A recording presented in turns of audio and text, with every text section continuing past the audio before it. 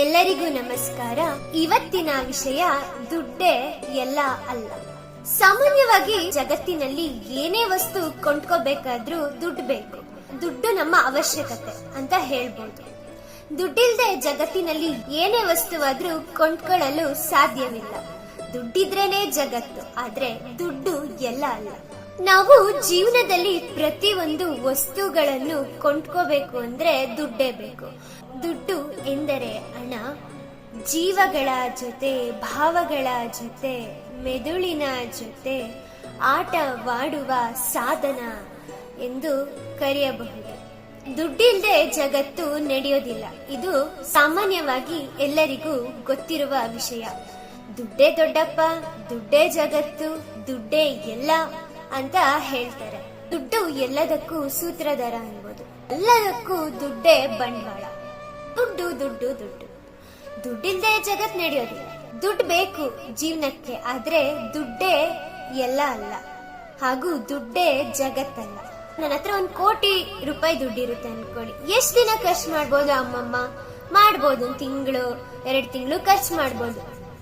ಅಚಾನಕ್ ಆಗಿ ನಾನೇ ಇಲ್ಮೇಲೆ ದುಡ್ಡು ತಗೊಂಡ್ ನಾನೇನ್ ಮಾಡ್ಲಿ ಅಲ್ವಾ?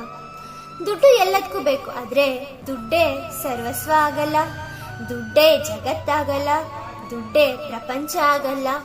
ಬದುಕಬೇಕು ದುಡ್ಡು, ಆದ್ರೆ ದುಡ್ಡೇ ಜೀವಿಸಕ್ಕಾಗಲ್ಲ.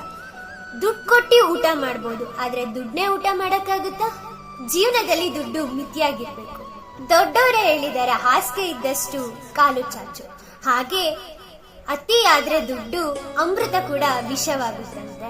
ಹಾಗಾಗಿ ನಾವು ದುಡ್ಡನ್ನು ಮಿತಿಯಾಗಿ ಬಳಸಬೇಕು. ಮತ್ತೆ ದುಡ್ಡೇ ಎಲ್ಲ ಅಲ್ಲ ನಮ್ಮ ಜೀವನದಲ್ಲಿ. ಉದಾಹರಣೆಗೆ, ಒಬ್ಬ ವ್ಯಕ್ತಿ ದುಡ್ಡೇ ಎಲ್ಲ ಅಂತ ನಂಬಿರ್ತಾನೆ. ಹೀಗೆ ಅವನು ಎಲ್ಲ ಸಂಪಾದನೆ ಮಾಡ್ತಾ ಮಾಡ್ತಾ ತುಂಬಾ ಬೆಳಿತಾನೆ. ಹಾಗೆ ಹೆಚ್ಚು ಹಣನ ಸಂಪಾದನೆ ಮಾಡ್ತಾನೆ. ಹೀಗೆ ಸಂಪಾದನೆ ಮಾಡ್ತಾ ಮಾಡ್ತಾ ತನ್ನ ಆದರ್ಶ ಗುಣಗಳು ಮತ್ತು ಸಂಸ್ಕೃತಿ ಮತ್ತು ಭಾವನೆಗಳನ್ನು ಹೀಗೆ ಕೊಂಚ ಕೊಂಚ ಕ್ರಮೇಣ ಎಲ್ಲವನ್ನು ಕಳ್ಕೊತಾ ಹೋಗ್ತಿರ್ತಾನೆ.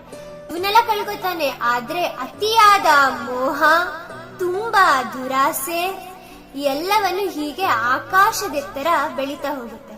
ಹೀಗೆ ಬೆಳೀತಾ ಬೆಳೀತಾ ಅವನು ಸಂಬಂಧಗಳನ್ನು ಕಳ್ಕೊತಾ ಹೋಗ್ತಾನೆ.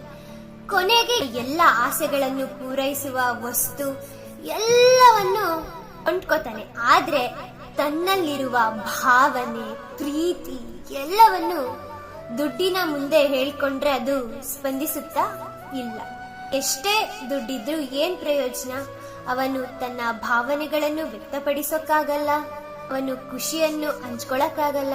ಹೀಗೆ ಅವನು ದುಃಖದಿಂದ ಕೊರಗಿ ಕೊರಗಿ ಪ್ರಾಣ ಬಿಟ್ಬಿಡ್ತಾನೆ.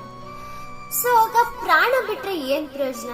ಇರುವಾಗ್ಲೇ ಅವನ ದುಡ್ಡನ್ನು ಎಲ್ಲರಿಗೂ ಹಂಚಿದ್ರೆ, ಎಲ್ಲರ ಜೊತೆ ಖುಷಿಯಾಗಿದ್ದಿದ್ರೆ ಅವ್ನು ಇನ್ನೂ ಬದುಕ್ಬೋದಿತ್ತು, ಹೇಳಕ್ಕಾಗಲ್ಲ. ಸೊ ದುಡ್ಡೇ ಜಗತ್ತು, ಸರ್ವಸ್ವ ಅನ್ಕೊಂಡು ಕೊನೆಗೆ ತನ್ನ ಪ್ರಾಣವನ್ನೇ ಬಿಟ್ಬಿಡ್ತಾನೆ. ಇದರಿಂದ ನಾವೇನ್ ತಿಳ್ಕೊತೀವಿ ಅಂತ ಹೇಳಿದ್ರೆ, ದುಡ್ಡೇ ಎಲ್ಲ ಅಲ್ಲ. ಸೊ ಅದಕ್ಕಿಂತ ಮುಖ್ಯವಾಗಿರೋದು ಬೆಲೆ ಕಟ್ಟಲಾಗದು ಪ್ರೀತಿ, ನಂಬಿಕೆ, ಆದರ್ಶ, ವಿಶ್ವಾಸ ಅಂತ ಹೇಳ್ಬೋದು. ಹಾಗಾಗಿ ಮೊದಲಿಗೆ ನಮ್ಮ ಸುತ್ತಮುತ್ತಲಿನ ಜನರು ಮತ್ತು ನಮ್ಮ ಕುಟುಂಬದವರಿಗೆ ಹೆಚ್ಚಿನ ಪ್ರಾಮುಖ್ಯತೆ ಕೊಡಬೇಕು ಅಂತ ನಾನು ಕೇಳ್ಕೊತೀನಿ. ಇದರ ಬಗ್ಗೆ ನಿಮ್ಮ ಅನಿಸಿಕೆ ಏನು? ತಪ್ಪದೆ ಕಮೆಂಟ್ ಮೂಲಕ ತಿಳಿಸಿ. ಧನ್ಯವಾದ.